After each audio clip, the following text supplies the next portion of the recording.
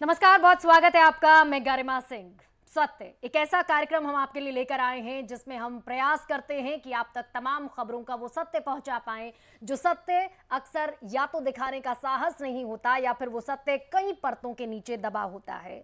कोशिश करते हैं, प्रयास करते हैं कि सत्य में आपको ग्राउंड रिपोर्ट्स दिखाएं, तमाम घटनाएं दिखाएं, पूरा देश दिखाएं, दुनिया दिखाएं और सारी चीजों का सत्य आप तक पहुंचाने का प्रयास करें। तो शुरुआत कर रहे हैं सत्य की। और सत्य में जिस खबर का सत्य सबसे पहले आपके सामने रखेंगे वो है बिहार की धरती पूर्णिया, क्योंकि वहां एक पावर सेंटर आज नजर आया। क्योंकि संसद का रास्ता जिन महत्वपूर्ण रास्तों से होकर गुजरता है उनमें एक उत्तर प्रदेश है और दूसरा बिहार।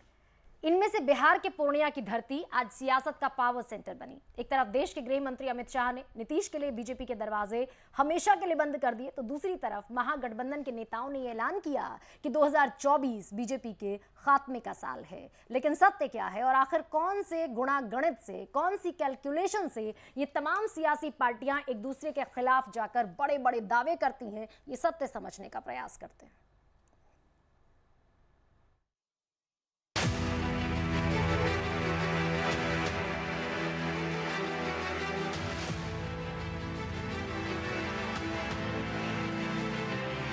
बिहार का पूर्णिया आज सियासत का पावर सेंटर बना।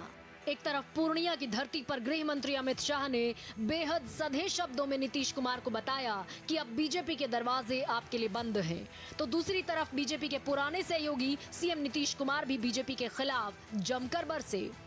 प्रधानमंत्री बनने के लिए विकासवादी से अवसरवादी बने, कांग्रेस और आरजेडी के शरण में गए और नीतीश बाबू की प्रधानमंत्री बनने की महत्वाकांक्षा ने बिहार का बंटाधार कर दिया। आप जान लीजिए 2024 का जब चुनाव होगा, चाहे इतना घूमे 100 सीट भी नहीं इनको देश में मिलेगा, ये जान लीजिए। पूर्णिया सीमांचल का एक ऐसा जिला जो सियासी लिहाज से बेहद अहम है और 2024 का चुनाव बिल्कुल सिर पर है। ऐसे में किसमें कितना है दम वाले अंदाज में आज अमित शाह ने आरजेडी को बीजेपी के जंगल राज का जिम्मेदार बताया और फिर नीतीश को आईना दिखाया। जवाब आरजेडी अध्यक्ष लालू यादव की तरफ से भी भरपूर अंदाज में आया। आज मैं नीतीश बाबू को और लालू जी को पूछने आया हूं। लालू जी, हमारे पहले आप केंद्र सरकार में थे, यूपीए की सरकार में मंत्री थे, और नीतीश बाबू अब आप लालू जी की गोदी में बैठे। मैं दोनों को पूछना चाहता हूं कि जब केंद्र में यूपीए की सरकार थी तब कितना रुपया दिया था? रिकॉर्ड तोड़ देना है जो चुनाव आने वाला है, और बिल्कुल 2015 में जैसा रिकॉर्ड बनाए थे उससे भी मजबूत बनाना है 2024 और 25 में। बिहार की सियासत ने वैसे भी तमाम रंग देखे हैं। नीतीश का बीजेपी से साथ छूट जाना और फिर धुर विरोधियों का साथ आ जाना भी बिहार ने देखा है। लेकिन लालू के इस दावे का सत्य कौन जानता है कि 2024 में नीतीश और लालू का गठजोड़ बीजेपी को केंद्र की सत्ता से बेदखल कर देगा, क्योंकि भरोसा तो नीतीश कुमार का भी नहीं। Bureau report, Bharat express. तो बड़े बड़े वादे हैं, बड़े बड़े दावे हैं और सत्य इन दावों के पीछे का क्या है, ये आपको बेहतर तरीके से समझाएंगे कृष्ण मोहन शर्मा। मेरे सहयोगी मेरे साथ जुड़ गए हैं। कृष्ण मोहन, यही समझना चाहती हूँ, क्योंकि मैंने आज अमित शाह को सुना, मैंने आज नीतीश को सुना, लालू प्रसाद यादव को सुना और बिल्कुल सुबह सुबह अल सवेरे तेजस्वी यादव को भी सुन लिया था। तो मैं ये समझना चाहती हूँ कि नीतीश कह रहे हैं कि चाहे जितना घूम ले 100 सीटें भी हासिल नहीं करेंगे।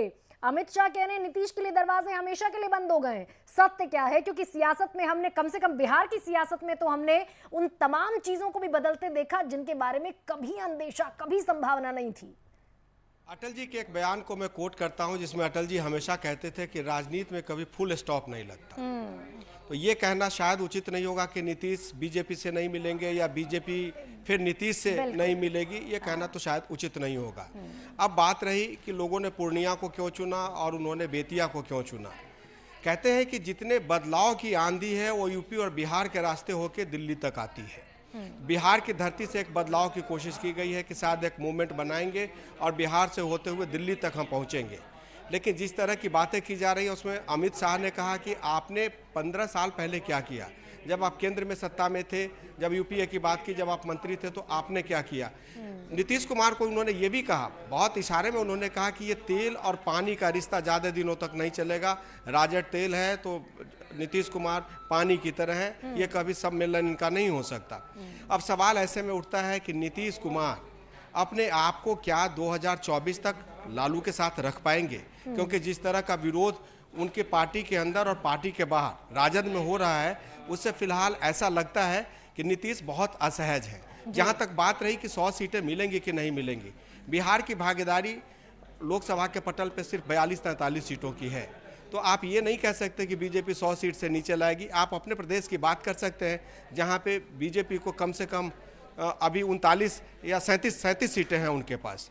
तो ये कहना शायद उचित नहीं होगा, ये अतिशयोक्ति है। और चुनाव है तो इस तरह के बहुत सारे बयानबाजी अभी होंगे और देखना पड़ेगा कि भारतीय जनता पार्टी और क्या रणनीति अपनाती है और नीतीश अपने टर्फ को बचाने के लिए क्या क्या करते हैं। नीतीश टर्फ को बचाने के लिए क्या करते हैं। लेकिन कृष्ण मोहन, एक और वादा कहिए, दावा कहिए, बयान कहिए, शिगुफा कहिए, क्या कहिए, लेकिन इसका सत्य मैं जरूर समझना चाहूंगी। नीतीश क्या जो कह रहे हैं वो खालिस सियासी शिगुफा है या उसके पीछे कोई सत्य भी है कि जितना घूम ले 100 सीटें भी जुगाड़ नहीं पाएंगे? कुछ सत्य है? देखिए, राजनीति में हार और जीत बहुत सामान्य बात है, लेकिन अगर आपका लॉस ऑफ ट्रस्ट हो जाए, लॉस ऑफ फेस हो जाए तो बड़ी परेशानी होती है। नीतीश फिलहाल बिहार की धरती पे लॉस ऑफ ट्रस्ट और लॉस ऑफ फेस से उनकी पार्टी गुजर रही है। बड़ी बात। तो नीतीश अगर ये कहते हैं कि बीजेपी को 100 सीटें नहीं मिलेंगी, तो मुझे लगता है कि राजनीतिक बयानबाजी है, इसमें कोई सच्चाई नहीं है। कोई सच्चाई नहीं है तो सत्य यही है कि ये सिर्फ और सिर्फ चुनावी शिगुफा है। बहुत बहुत धन्यवाद कृष्ण मोहन आपका इस बातचीत के लिए।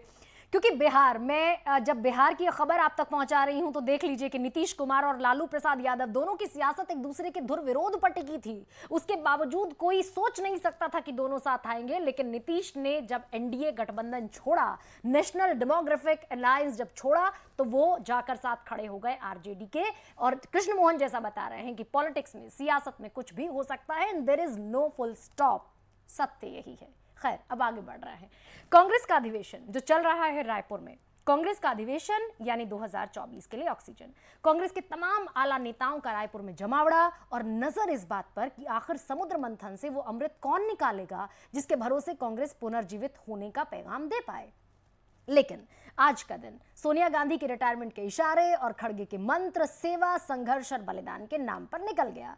खास क्या रहा? खास ये रहा कि प्रियंका गांधी की आमद पर 2 किलोमीटर तक पलकों की तरह गुलाब के फूलों की पंखुड़ियां बिछाई गई।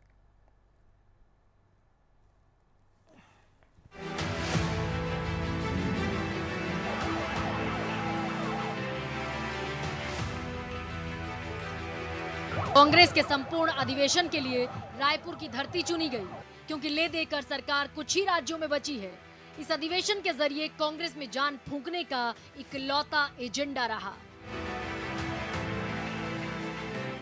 सोनिया गांधी ने अधिवेशन को संबोधित किया और बीजेपी सरकार पर जमकर आरोप लगाए। हालांकि बाद में उन्होंने अपनी सियासी पारी को समाप्त करने का इशारा भी किया। Prime minister Modi and the BJP RSS regime has relentlessly captured and subverted every single institution. It ruthlessly silenced any voice of opposition. It has caused economic ruin by favoring a few chosen businessmen at the expense of all others and of the people, of ordinary people. Congress कार्यकर्ता प्रियंका गांधी के आगमन पर खासे उत्साहित नजर आए और 2 कदम आगे बढ़ते हुए उनके सम्मान में 2 किलोमीटर तक गुलाब की पंखुड़ियां बिछा दी गई। कांग्रेस अध्यक्ष मल्लिकार्जुन खड़गे ने अधिवेशन से ठीक पहले ईडी छापेमारी का मुद्दा उठाया और इसे बदले की कार्रवाई करार दिया। इस प्लेनरी सेशन को रोकने के लिए यहां पर बीजेपी सरकार ने छापा मारा, रेड किया, हमारे लोगों को अरेस्ट किया, लेकिन फिर भी हमारे चीफ मिनिस्टर और यहाँ के कांग्रेस कार्यकर्ताओं ने डटकर मुकाबला करके इसको यशस्वी बनाया। एक तरफ कांग्रेस इस अधिवेशन में संजीवनी तलाश रही है, तो बीजेपी कांग्रेस की सबसे बड़ी कार्यकारिणी की नई परिभाषा गढ़ रही है। सीडब्ल्यूसी का वैसे भी अर्थ कांग्रेस वर्किंग कमेटी कम और चाटुकारिता वाली कमेटी ज्यादा, नॉन वर्किंग कमेटी ज्यादा थी। ये तो हिपोक्रेसी की बात है कि जिसके घर में, जिसकी पार्टी में कोई आंतरिक लोकतंत्र नहीं है, वो पूरी दुनिया में लोकतंत्र को और देश में लोकतंत्र को बहाल करने की और लोकतांत्रिक संस्थाओं की बात करती है। हालांकि सियासी समीकरण के कांग्रेस के पक्ष में मुड़ जाने का कोई आधार अभी तो नजर नहीं आ रहा, लेकिन हो सकता है 2024 नजदीक आते आते विपक्षी एकता का एकमात्र सहारा कोई तस्वीर इख्तियार कर ले। Bureau report, Bharat express.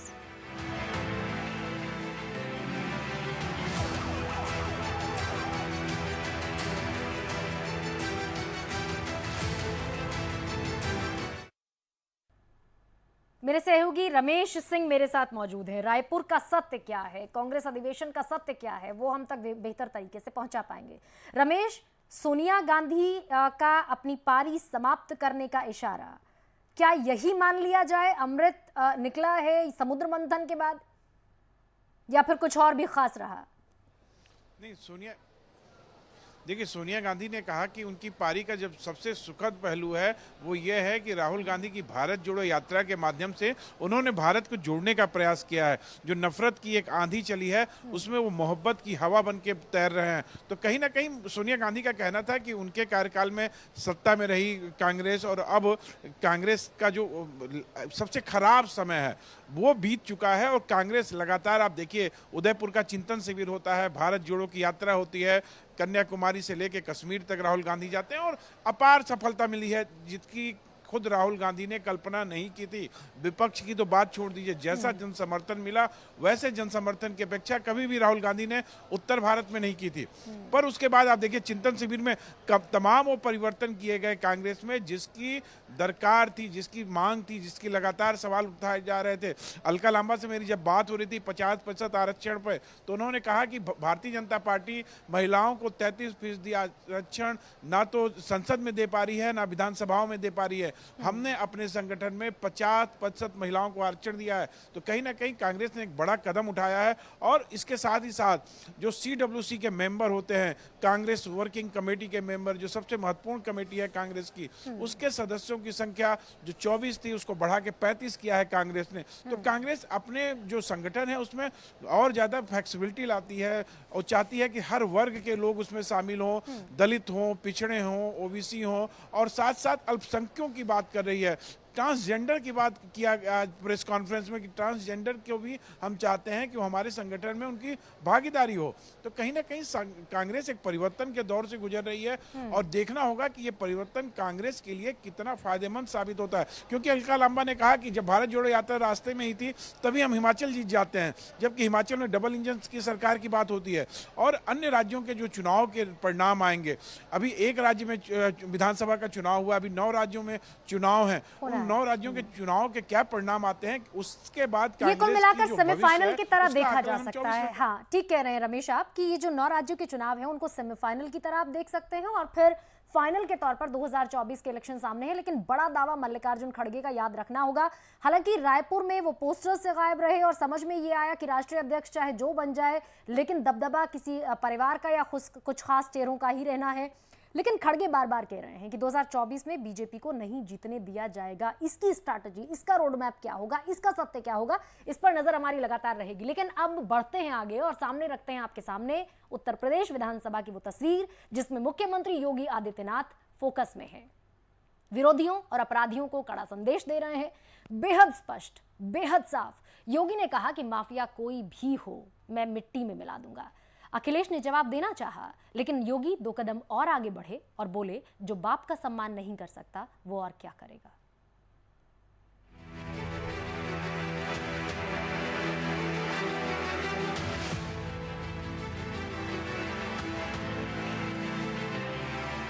Uttar Pradesh की विधानसभा में उमेश पाल हत्याकांड की गूंज सुनाई दी। अखिलेश यादव का योगी सरकार को घेरने का दांव उल्टा पड़ गया जब समाजवादी पार्टी के आरोपों पर मुख्यमंत्री योगी आदित्यनाथ बेहद आक्रामक नजर आए। सदन के भीतर योगी और अखिलेश के बीच जमकर बहस हुई। मुख्यमंत्री योगी आदित्यनाथ ने समाजवादी पार्टी पर माफिया और अपराधियों को पालने का आरोप लगाया। जो ये अपराधी हैं, जो ये माफिया हैं, आखिर ये पाले किसके द्वारा गए हैं?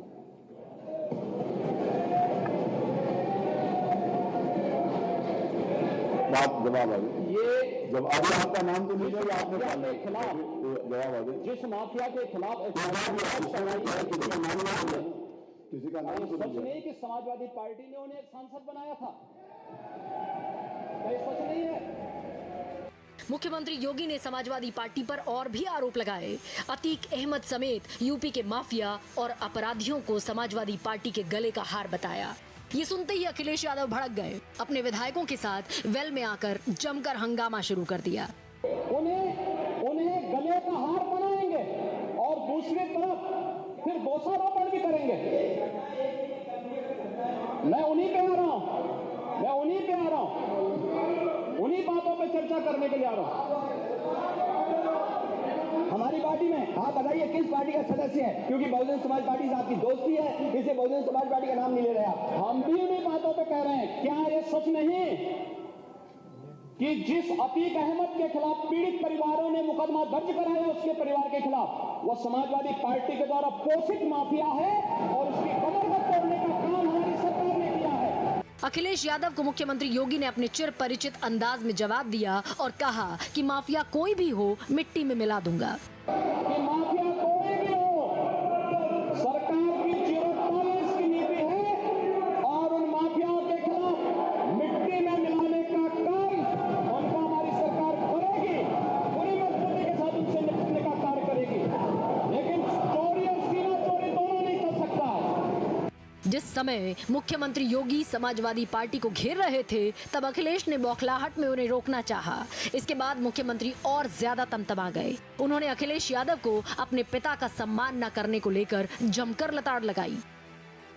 हम शर्म तो तुम्हें करनी चाहिए जो अपने बाप की सम्मान नहीं कर पाए।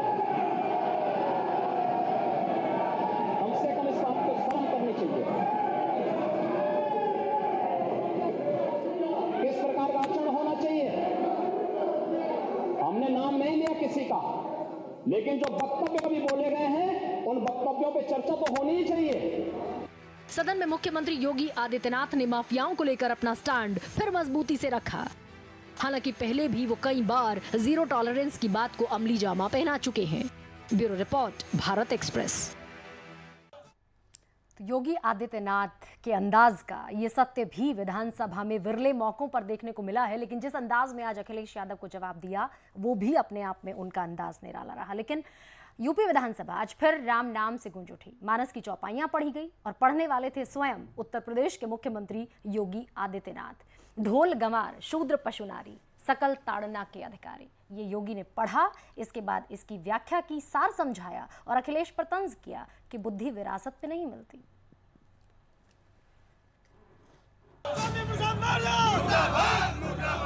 वर्ण विशेष को इंगित करते हुए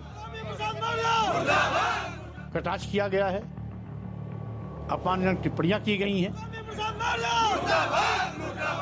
उन अपमानजनक टिप्पणियों को प्रतिबंधित किया जाना चाहिए। विरासत में नहीं मिली। उत्तर प्रदेश के मुख्यमंत्री योगी आदित्यनाथ सदन में रामचरितमानस की चौपाई की व्याख्या करते नजर आए। उन्होंने पहले चौपाई पढ़ी और फिर इसकी व्याख्या को विपक्ष की दिमागी हालत से जोड़ दिया।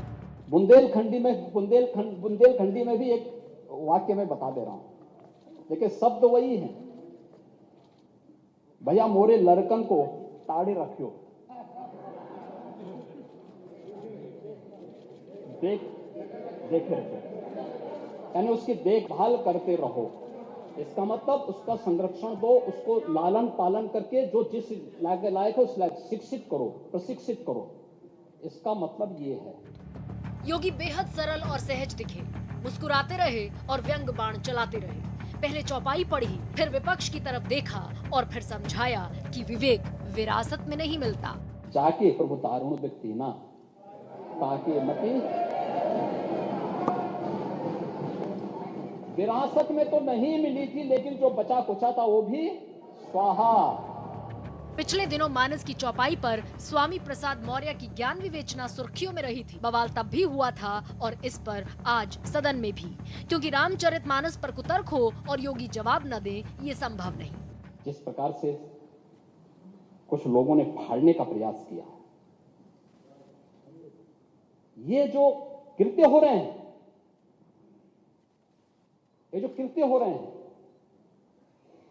अगर किसी और के साथ हुआ होता, किसी अन्य मत और मजहब के साथ हुआ होता तो क्या होता? यानी आप जिसकी मर्जी आए वो हिंदुओं का अपमान कर ले, जिसकी मर्जी आए वह शरारत कर ले, अपने अनुसार शास्त्रों की विवेचना कर ले।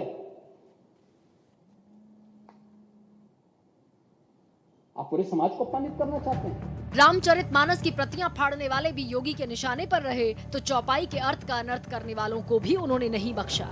प्रभु भल कीन मोई सिक दिन है, मर्यादा पुनि तुम्हारे कीन है। ढोल गंवार सूत्र पशुरानी सकल ताड़न के अधिकारी। अब ये सीख से है, शिक्षा से है। तो मैंने शुरू में इसी बात को कहा ना,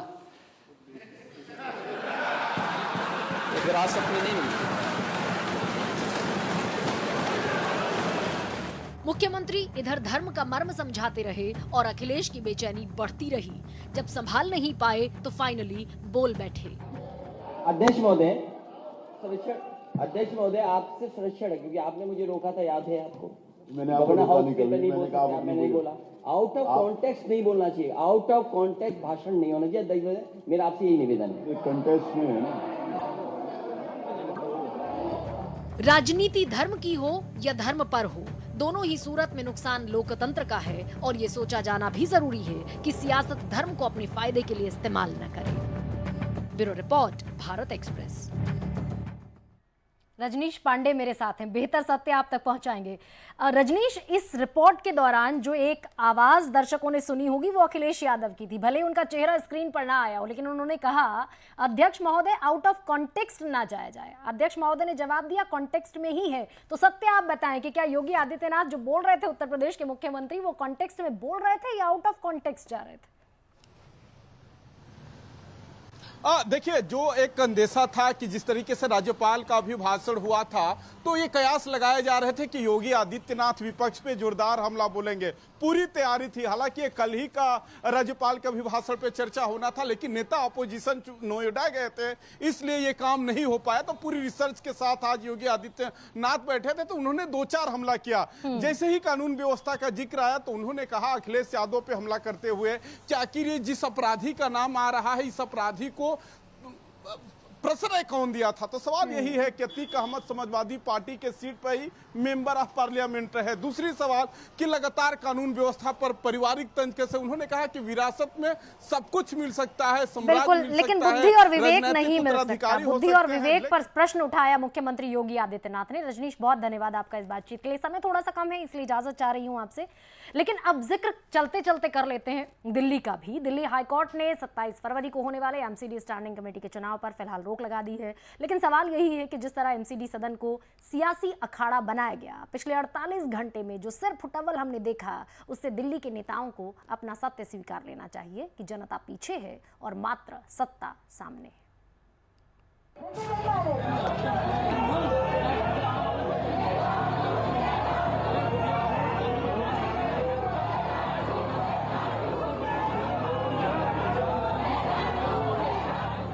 दिल्ली नगर निगम में बुधवार की देर रात से शुरू हुआ हंगामा थमने का नाम नहीं ले रहा। बुधवार को जहां स्थायी समिति के चुनाव के दौरान पार्षदों ने एक दूसरे से धक्का मुक्की और बोतलों से हमला किया, तो वहीं शुक्रवार को ये माननीय अपनी सारी हदों को पार कर गए। स्टैंडिंग कमेटी के चुनाव के दौरान सदन में एक दूसरे के खिलाफ अभद्र भाषा का इस्तेमाल किया गया। धक्का मुक्की हुई, लात घूसे चले। देखते ही देखते सदन किसी अखाड़े में तब्दील हो गया। हालात इतने बेकाबू हो गए कि एक दूसरे पर चप्पलों की बारिश होने लगी। कई पार्षदों के कपड़े तक फट गए तो कुछ पार्षदों को गंभीर चोटें भी आई हैं। हमारी मेयर के ऊपर हमला हुआ है, हमारी महिला पार्षदों को जेंट्सों ने मारा है। मोदी जी कहते हैं बेटी बचाओ बेटी पढ़ाओ, जब बेटी बहू सदन में सुरक्षित नहीं है तो पूरे देश की बेटियां सुरक्षित है। आप बताएं, ये गुंडागर्दी वाजिब है जो इन्होंने सदन में करी है, इसका जीता प्रूफ है। उनके अंदर ये नहीं देखा जाता है कि आप किसी महिला से बात कर रहे हैं, किसी पुरुष से बात कर रहे हैं। आप मेरी एक चोट देख सकते हैं, कितने हथियार। अगर मैं आज इस हाथ को ऐसे गले पे नहीं लाती तो आज शायद ये घाव मेरे गले पे होता, मेरा भी गला कट चुका होता। अब हम आपको बताते हैं कि आखिर ये हाथापाई की नौबत कैसे आई। दरअसल मेयर शैली ओबराय ने शुक्रवार सुबह करीब 11 बजे स्टैंडिंग कमेटी का चुनाव शुरू करवाया। करीब 3 बजे तक शांतिपूर्वक चुनाव पूरा भी हो गया। 10 मिनट के ब्रेक के बाद मतों की गिनती शुरू हुई। 2 घंटे में चुनाव के नतीजे तैयार हो गए और मेयर के सामने पेश किया गया, लेकिन मेयर ने चुनाव के इस नतीजे पर हस्ताक्षर करने से मना कर दिया। मेयर शैली ओबराय ने कहा कि इसमें एक वोट इनवैलिड है और अवैध वोट के साथ इन नतीजों को नहीं माना जा सकता। तो कुल मिलाकर माननीयों को भी इस सिर फुटव्वल के बाद अपना सत्य स्वीकार कर लेना चाहिए। सत्य में फिलहाल मेरे साथ इतना ही। कल फिर प्रयास करेंगे कुछ और कहानियों का, कुछ और खबरों का सत्य आपके सामने रख पाए। नमस्कार।